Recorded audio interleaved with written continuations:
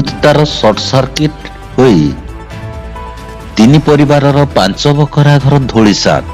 ଏପରି ଏକ ଅଭାବନୀୟ ଘଟଣା ଦେଖିବାକୁ ମିଳିଛି ବୌଦ୍ଧ ଜିଲ୍ଲା କଣ୍ଟାମାଳ ବ୍ଲକ ବରଗଛା ଗ୍ରାମ ପଞ୍ଚାୟତ ଅନ୍ତର୍ଗତ ସାତସାଙ୍ଗୁଡ଼ି ଗ୍ରାମରେ। ବିଦ୍ୟୁତ ତାରର ସର୍ଟ ସର୍କିଟ ହେବା ହେତୁ ତିନି ପରିବାରର 5 ବଖରା ଘର ନିଆଁ ଲାଗି ପୋଡ଼ିଯାଇ ସମ୍ପୂର୍ଣ୍ଣ ଭସ୍ମୀଭୂତ ହୋଇ ଘରେ ଥିବା ଆସବାବପତ୍ର, କଂସା, ଟିଭି, ଗଡରେଜ, କୁଲର ସମସ୍ତ ଆସବାବପତ୍ର 47,000 ଟଙ୍କା ନିଆଁରେ ଜଳି ଯାଇଛି। ନିଆଁ ଲିଭାଇବା ପାଇଁ ସୁଦୂର ସୋନପୁର ଦମକଳ କେନ୍ଦ୍ରରୁ ଦମକଳ ପହଞ୍ଚି ନିଆଁକୁ ଆୟତ୍ତ କରି ଲିଭାଇଥିଲା।